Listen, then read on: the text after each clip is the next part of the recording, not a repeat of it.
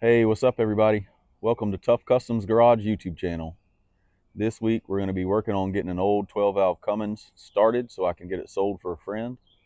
Also, I'm going to be showing a little bit of the work we do in the shop as to why we can't just always play with trucks. And if you want to tune in to the next video that I'm going to post, I'm going to be showing the coolest thing I've ever bought. I stumbled across it this week and it's pretty incredible. I can't believe I got it. I actually picked up two things. But the one deal is just the best I've ever bought for a good deal. Anyway, check this video out and tune back in when you see that other one pop up. Let's get to it.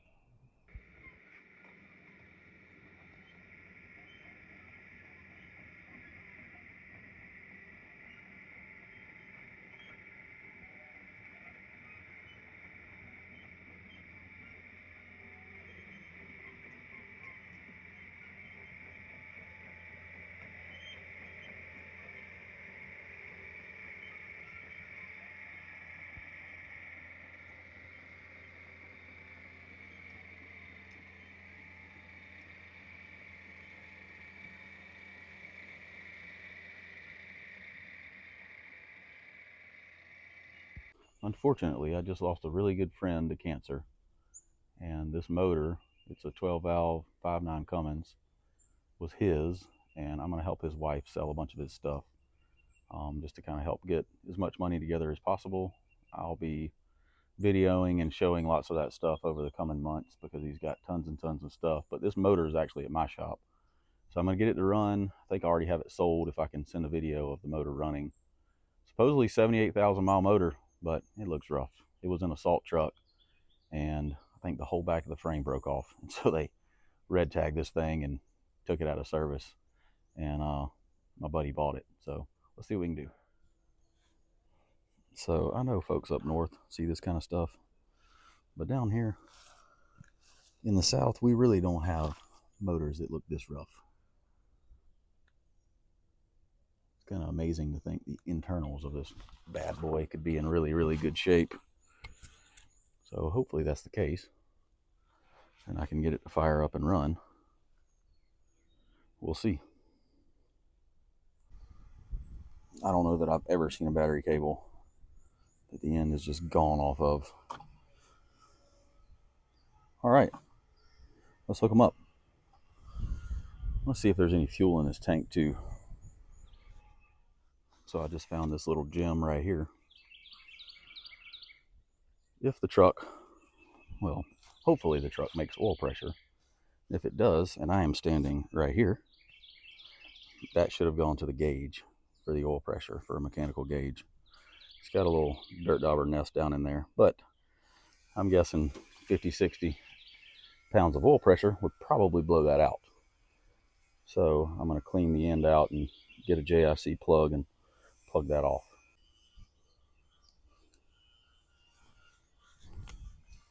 Too small. I was originally thinking that this might be the oil feed for the turbo, so I wanted to figure out what it was doing before I fired the motor up and ruined the turbocharger on this thing. So the turbo feed is still hooked up. So this is, I was correct in thinking it went to a gauge in the truck.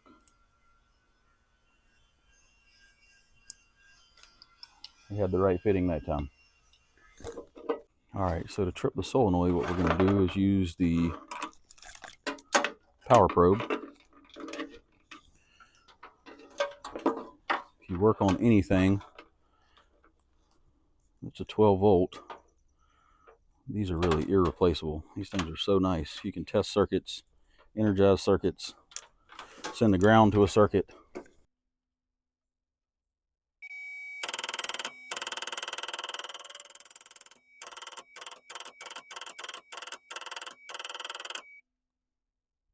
I seriously doubt we're getting enough voltage through that.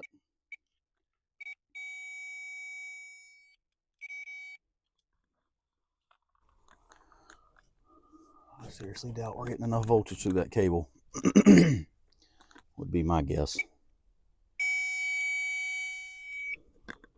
There, it's got way too much junk It's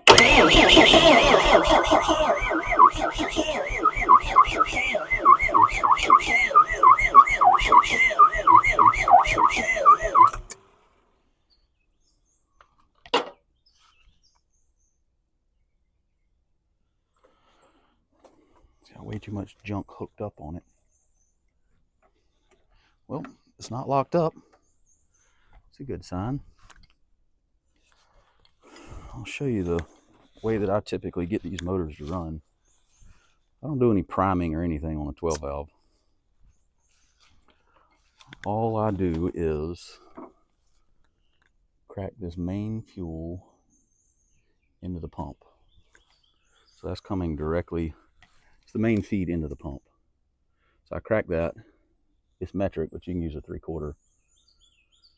And then I push the primer down there until I get a good steady stream of fuel out of that. And once I have a good steady stream of fuel, the motor will run. Typically, if the truck is completely assembled, if you run one out of fuel, get fuel to there, and then hold it on the floor. Just push the accelerator pedal to the floor and crank it.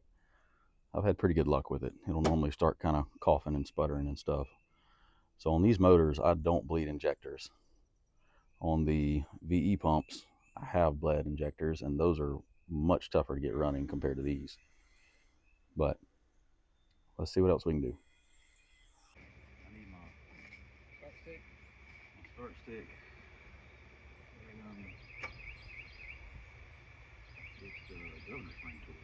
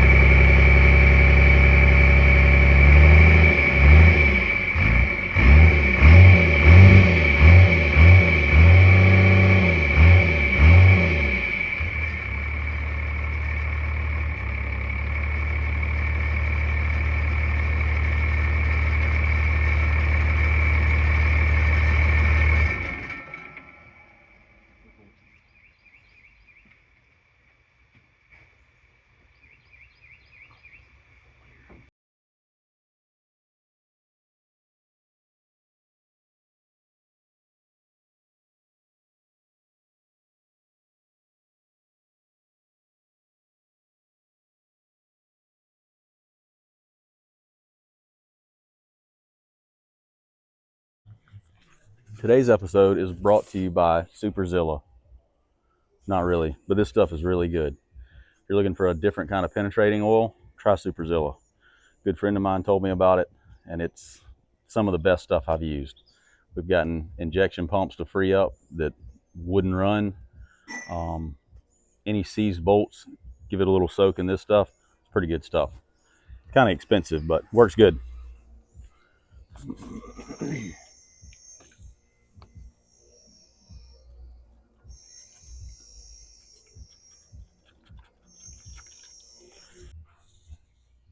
All right, that's one engine down. We got one more to go. This one was probably the gimme, because the next one is right there in the sweeper body of that sweeper truck. It's a 4-cylinder Perkins. The guy that bought my Bobcat was interested in that engine. I had the Bobcat for sale needing a motor, but I had a motor that would go with the Bobcat for an additional cost, and that guy was interested. So we're going to get that one pulled too. I need to get all this engine stuff finished up so I can get back to the house and start actually forming footings and getting the rebar tied. I am going to order the ICF block today, and we'll be back on that soon.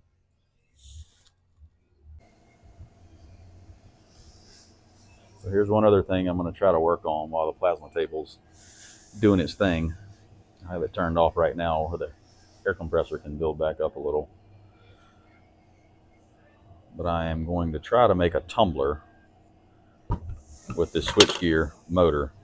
I'm going to take it apart and see if I can get it to not hit the switch that's turning it on and off, when it would basically energize and turn off whatever piece of equipment it was running, or transformer, or whatever it is. But I'm hoping out here on the the drive is going to be a low RPM, and I'm going to make a drum or use an old tire or something to make it where we can make a tumbler for all of these parts.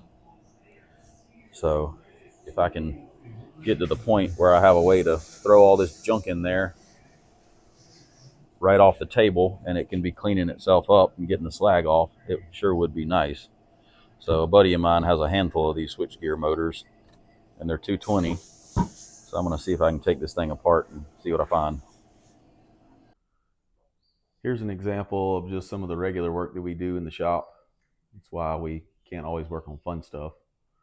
We're building a bunch of equipment for a plastic company about an hour away.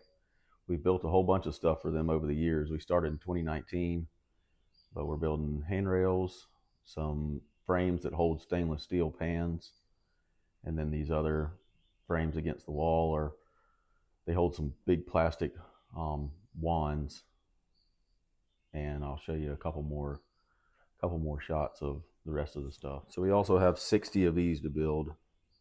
These are the 3-inch version. So we have 20 of these to make. We got 20 of the 2-inch and 20 of the 6-inch. This basically goes at a floor penetration when you have a hole or something passing through, and it makes it where you have some protection from shear kind of at the floor level, and also it allows stuff to not slide and go down into the hole to the next level of the facility. So these handrails we built last week, and we're going to get those delivered today. And we have, this is 8 rails, and they bolt together to basically make a little square. And we have 8 more of these to make and paint this week, as well as try to get all this stuff finished and painted. So we're going to get all that stuff taken care of, and then hopefully we'll have a little, well, you know, it's kind of good and bad. We hope for a lull to be able to work on that truck again, because we made some pretty good headway a few weeks ago. And my friend is just dying to have it back.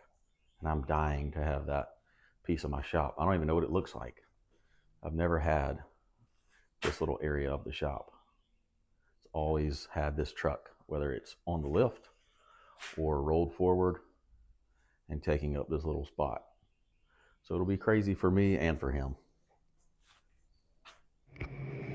So a little bit of information on the saw table. This is a Morris Metal Devil. The fence miters. And then we have the stop that we built here that moves up and down this, so you can bump your material into it. But the problem was, if you immobilize this base, when you turn the fence, your material needs to go out that direction. So I always wanted to make something that would allow you to pivot the saw. So basically, you can move the saw and drop it into another hole, and then your fence is straight in line with your rollers and your stop. And all we did to make this was, I went to the local scrapyard.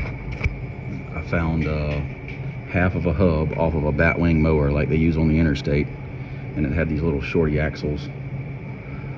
So made a frame and welded that on there. 2 little simple pieces of angle there to mount the saw, and then you have some positive stops. I think I got 22.5 and then 45 there, and you go back to this hole for 90. But it really allows you to make cuts a lot faster, because we used to screw this thing down to a wooden table, still had the rollers and then the pipe back in the back there, but it was impossible to be efficient, because when you wanted to miter, you basically had to unscrew the saw, screw it back down, then you could use your stop again. So not the most efficient. So I was super excited to get this built some years ago, and we used the heck out of it, as you can see. It makes really nice miters though.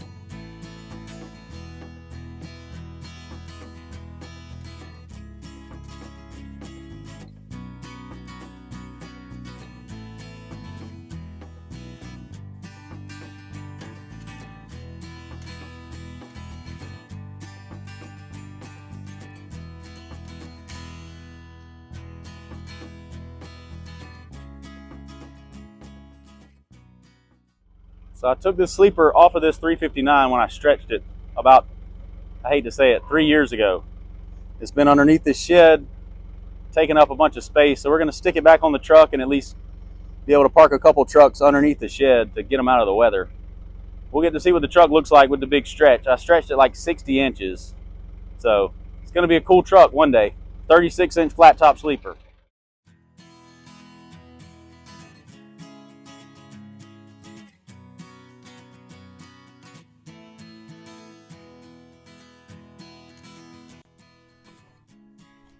So I bought this truck a number of years ago. I don't really even know how many years now. But it had a bunch of broken frame rail and stuff on the back half. So I bought a burnt truck that had low air leaf and 411 rear gears, which is what I was looking for. Everybody says the low air leaf rides really nice. So I wanted to try to find that and ended up buying a burnt truck that had the low air leaf, which is that type suspension. So the whole back half should be fine. And I stretched the truck 60 inches like I had mentioned earlier. This is my splice that I do whenever I have stretched other trucks. So I call it a Z cut, but it's up 45 there, straight over and up there. So you got a whole bunch of weld, and then I'll actually sleeve the frame as well. I'll put a glove on it, whatever terminology you'd like to use there. But I don't know when I'm gonna get to it. I'm gonna work on the truck in the shop first. So the big cam truck's gonna be first. And then we'll work on this one. This is a 3406B. It's a lower horsepower truck. It doesn't have Jake brakes. It's a 350 horse. It does have a 13 speed behind it. So that's a plus. But I have all the tanks and battery box and step box to put this truck back together, but it certainly needs a bunch of work. It had a bunch of melted wires behind the dash, and I don't know, just one of those projects that I started and was hard and fast on, and then needed to buy some stuff, and it got sidelined and pulled out of the shop, and it's been out for quite a while. But one day I'll get back to it. One day. All right, we're headed out to pick up a new parts truck. Let's go see what we can do. Freightliner FLD 120. Let's go check it out. All right, we got it hooked up. The tires were all flat on this driver's side, so it was giving me a fit trying to get it to level out. We only got to go about 9 miles to get home, but what I'm most excited about is this air-to-air right here and this radiator. That'll go on my big cam truck to take it from an after-cooled to an intercooled motor. So we already got a big newer style turbo on that thing, and putting the intercooler should help it out even more. So clutch pedals out of this for that, to make that not an automatic anymore. So we're going to use some parts off this thing. I may be able to get something for this hood. It's not in as good a shape as I was hoping, but if somebody was completely missing this whole side right here, which I see a lot of these old FLDs that are in the logging woods, they look pretty rough. So you could scab a lot off of this hood to make it usable on another hood. Anyway, see if we can get it home. All right, that's going to do it for this week's video. Again, check back in next time to check out the coolest thing I've ever bought. Thanks for watching. We'll see you next time.